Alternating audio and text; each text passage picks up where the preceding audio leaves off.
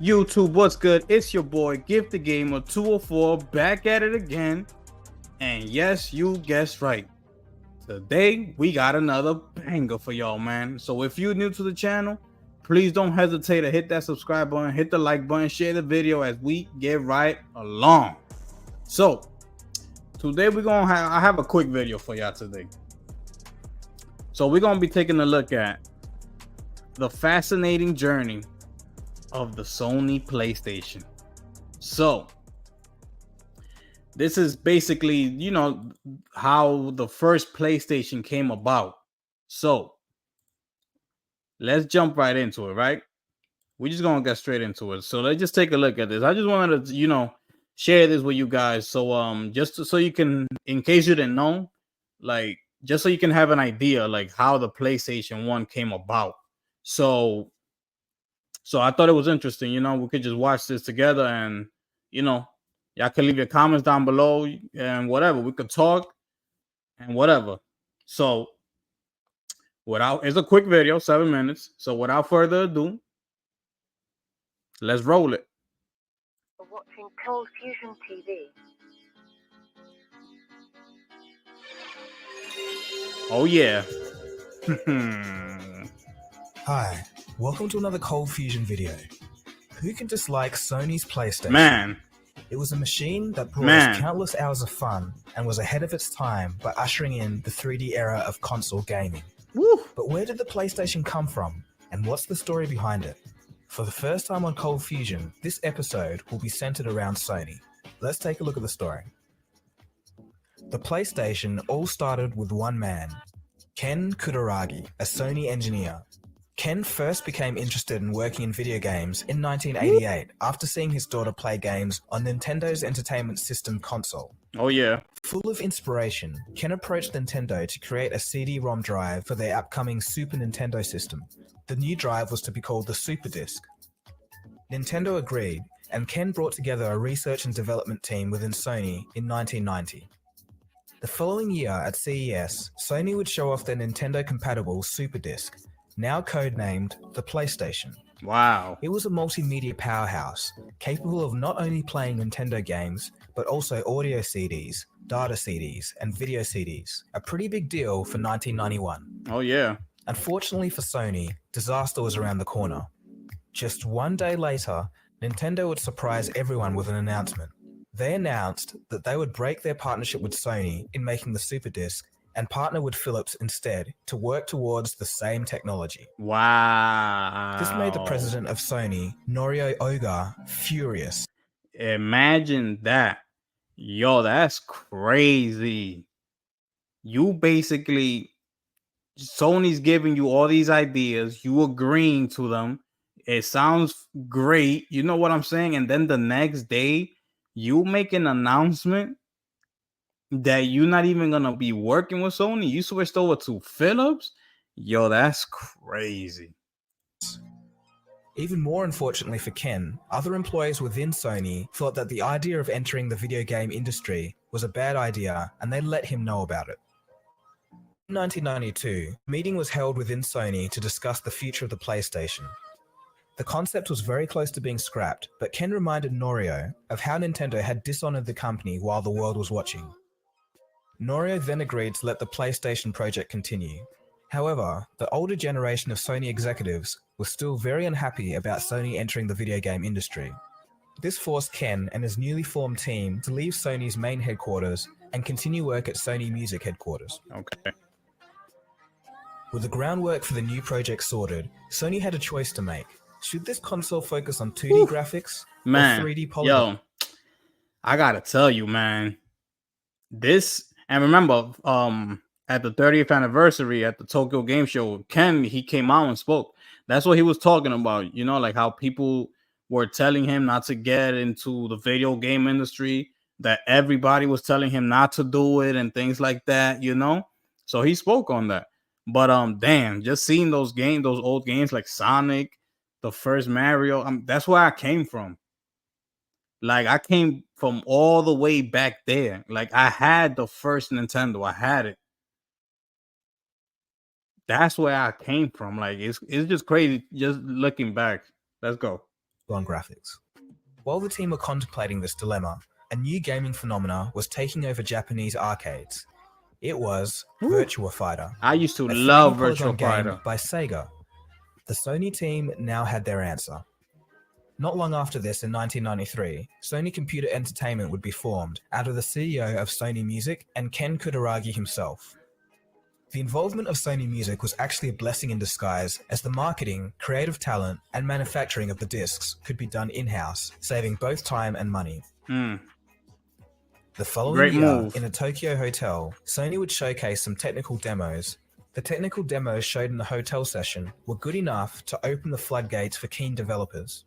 Big players like Electronic Arts and Namco were now interested. So what caused all of this interest? The PlayStation had solid 3D graphics and, most importantly, CD capabilities, which were a major step above present-day cartridges. Oh yeah, definitely. In December of Super Mario. 1994, the PlayStation was Oh my, hold on. Let me just go back a little bit. Excite Bike. Oh my goodness, man.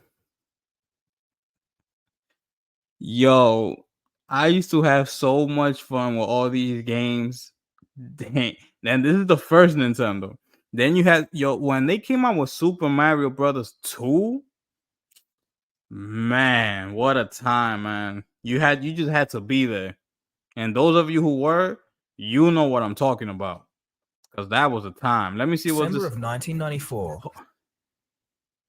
was. That Blaze of Steel? Oh my goodness, man. You just had to be there, man. You had to be there. It was a great time. Man, let's go. The PlayStation was let loose in Japan. Its main competition was the Sega Saturn. Never been a game that's allowed. I had the Sega Saturn. Fluid and free. I loved it. 3D. Never not. Look at Knights. That's Knights. But especially not on that other system. I didn't have that big controller. I didn't like it. Processor. It doesn't have the power to do it. Fly, plaything. Fly. You're not ready. Sega? Oh man. Sales for both consoles started off strong, but despite this, the Sega that's the one I had right there with that controller. This is the one I had.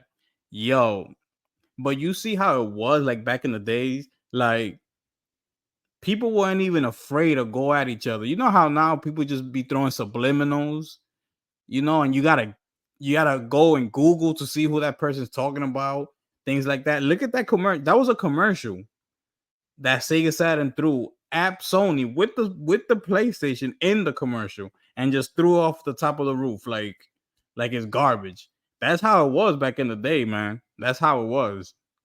And ultimately proved to be a failure. The main reasons being that the PlayStation sold for cheaper and was also much easier to develop for, meaning many more games than the Sega Saturn. A PlayStation worldwide release would occur in 1995 and popularity soared. The PlayStation would be the first console to cross 100 million sales and would go on to become an iconic consumer product of the 1990s. Not even the Nintendo 64 could dampen the success of the Sony machine. Not even the Nintendo 64. I had the Nintendo 64. I loved the Nintendo 64. I had the Sony PlayStation. I loved the PlayStation. I had the Sega Saturn. I loved all my consoles. This is the thing that back in the day, it wasn't this whole, I'm only going to get the Sega Saturn, so I'm not going to go and buy the Nintendo 64. Or I'm not going to buy PlayStation because I already have the Sega. Like, it was nothing like that back then. All this console stuff, it started now. And it started with the internet and social media. And it's a shame, bro. Because you like what you like. If you want to have both systems, that's on you. Like, go for it. If that's what's gonna make you happy as a gamer, go for it. Because I had all these systems, so it's like, and it was nothing. It was like, yes, you know what I'm saying. When you would show your friends and families, everybody's like, oh yes, nobody's coming over to your house talking about, oh, but why you got a Nintendo 64 and why you got a PlayStation?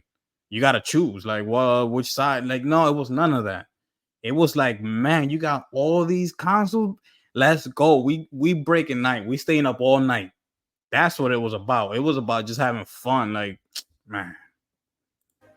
The PlayStation successor, the cleverly titled PlayStation 2, would be the best-selling home console of all time, selling 155 million units. GOAT status. As time went on, the PlayStation 3 and 4 would both be smash hits, solidifying Sony as a leader in living room entertainment.